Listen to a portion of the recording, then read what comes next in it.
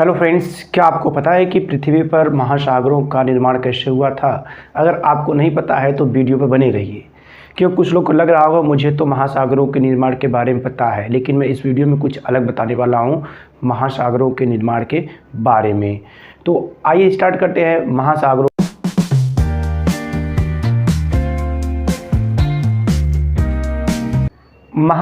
के निर्माण से पहले हम ये समझेंगे कि हमारे सौरमंडल का निर्माण कैसे हुआ, क्योंकि महासागरों का निर्माण सौरमंडल से ही उत्पन्न हुआ है। महासागर के निर्माण से पहले हमारे पृथ्वी का जन्म हुआ था, क्योंकि पृथ्वी का जन्म आपका सूर्य से हुआ है।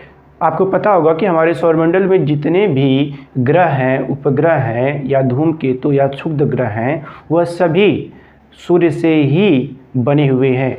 तो सूर्य से ही पृथ्वी का जन्म होता है। आपको पता है कि जो सूर्य है, सूर्य एक आग का गोला है। आग का गोला है। इसी आग के गोले में विस्फोट हुआ तो पृथ्वी का जन्म और उसके साथ साथ अन्य ग्रहों का जन्म हुआ। तो आज से लगभग 4.5 अर्थात 4.5 अरब साल पहले पृथ्वी का जन्म हुआ।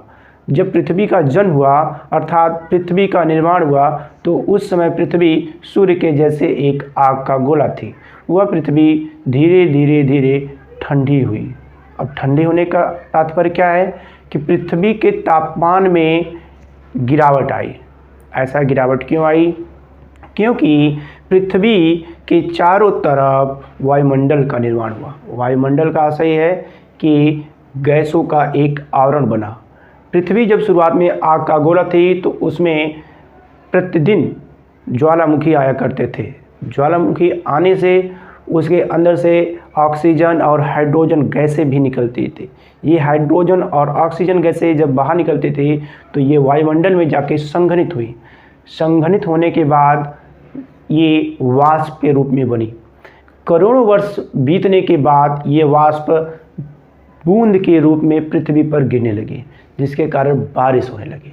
बारिश जब हुई तो यहाँ पर जो स्थान पृथ्वी पर नीचे वाले थे वह समुद्र का रूप लिए और जो ऊंचे थे वो पर्वत और पठार का रूप ले लिए। तो आपको यह जानकर आश्चर्य होगा कि पृथ्वी शुरुआत में एक आग का गोला थी। धीरे धीरे जब यहाँ पर बारिश हुई तो पृथ्वी पर जल का आगमन हुआ। इसके बाद कुछ वैज्ञानिकों का ये मानना है कि पृथ्वी पर जो जल का आगमन हुआ वह हिमखंडों के कारण हुआ। हिमखंड का मतलब बर्फ़ आप समझ रहे होंगे कि मैं बात कर रहा हूँ कि जैसे अंटार्कटिका हो गया या जो ऊंचे ऊंचे पहाड़ हैं उन पर जमी हुई बर्फ़, इसकी बातें नहीं कर रहा हूँ। मैं बात कर रहा हूँ ऐसे उल्कापिंड, ऐसे ग्रह जो बर्फ़ के बने थे। तो आज से करोड़ों वर्ष पहले पृथ्वी पर उल्का पिंडों की बारिश हुई। ऐसे उल्का पिंड जो बर्फ से बने थे। तो अभी हाल ही में एक घटना हुई थी जिसमें नासा के वैज्ञानिकों ने यह रिसर्च किया था कि 2005 में एक ऐसा पिंड आ रहा था जो पृथ्वी की ओर बढ़ रहा था। वह धीरे धीरे धीरे पृथ्वी की ओर बढ़ रहा था। तो वह वैज्ञानिक इसको लेकर बहुत चिंतित थे और जब से रिसर्च किया तो पता चला कि ये जो पिंड है यह एक हिम से बना हुआ है, मतलब आइस से बना हुआ। यह अगर हिमखंड पृथ्वी से टकराता तो समझिए कि प्रशांत महासागर जैसा एक और महासागर बन जाता। इसके लिए उन्होंने क्या किया कि इसकी दिशा को बदल दिया। इन्होंने इसकी दिशा को बदल दिया। आप सोच रहे होंगे कि हिमखंड की दिशा कैसे बदलते हैं। तो नासा के वैज्ञानिकों ने हिमखंड की दिशा बदलने के लिए एक रॉकेट का निर्माण किया और इस रॉकेट से उस हिमखंड को कई भागों में तोड़ दिया। जब यह हिमखंड टूटा तो अंतरिक्ष में इतना पानी आ गया कि उसकी तुलना हम प्रशांत महासागर से कर सकते हैं। प्रशांत महासागर आपको पता होगा कि विश्व का सबसे बड़ा प्रशांत महासागर है और इसी प्रशांत महासागर में दुनिया का सबसे गहरा पॉइंट जिसे हम बोलते हैं मरियाना ट्रेंच, जिसकी गहराई लगभग 11 किलोमीटर है, ये इसी प्रशांत महासागर में है।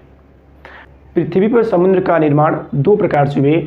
पहला प्रकार ये था कि पृथ्वी के अंदर से जो गैसें निकल रही थी, जैसे ऑक्सीजन, हाइड्रोजन और भी गैसें निकल रही थी, ऑक्सीजन और हाइड्रोजन गैसें संघनित होकर बादल बनाई, और बादल जब बना तो यह बूंदें पृथ्वी पर गिरी, जिसके कारण पृथ्वी का तापमान ठंडा हुआ। और दूसरा कारण अगर बात करें तो दूसरा कारण पृथ्वी पर हिमखंडों की बारिश हुई, जिसके कारण यहाँ पर जलाशय, महासागरों, नदियों का निर्माण हुआ। तो मैं आशा करता हूँ कि इस वीडियो से आप बहुत अच्छी जानकारी प्राप्त किए होंगे। इसी तरह की वीडियो देखने के लिए मेरे चैनल पर बने रहिए। धन्यवाद।